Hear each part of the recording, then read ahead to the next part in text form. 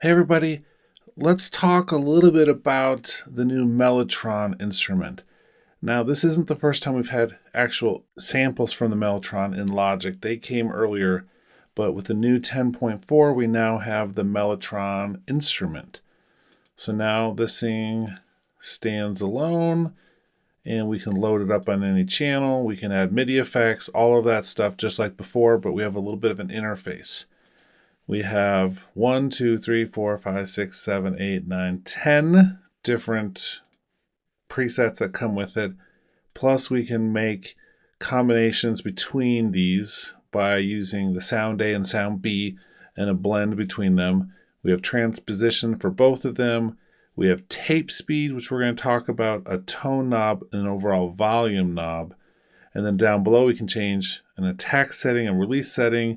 We can change the pitch bend range, and then we can set a fixed velocity instead of having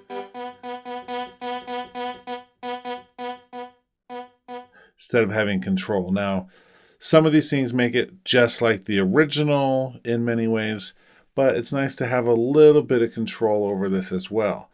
Now, the Mellotron, the original instrument, was really the original sampler.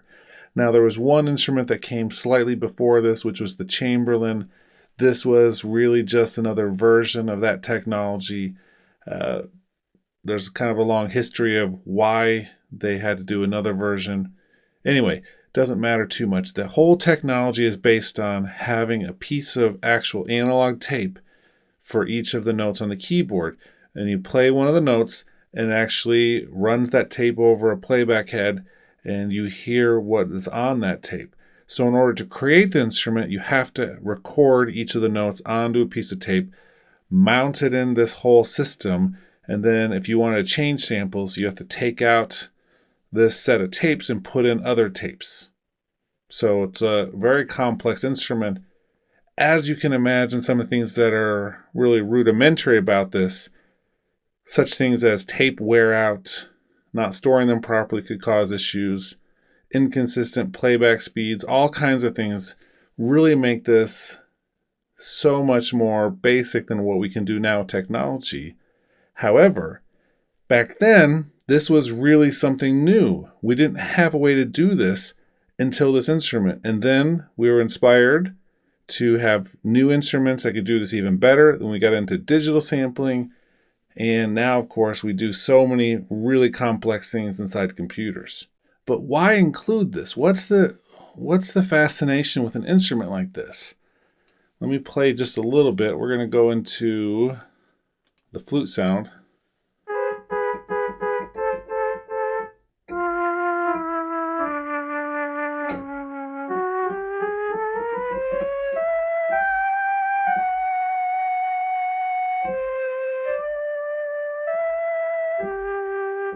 So it sounds kind of like a flute.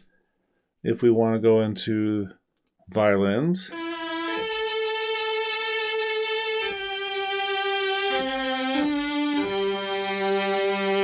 Sure, I'd say that has a hint of violin there. But what you want to know is that some of the greatest music of all time was created using a mellotron. For instance, Strawberry Fields from the Beatles, the introduction to that is the flute sound. Anyway, that sound is the exact same instrument.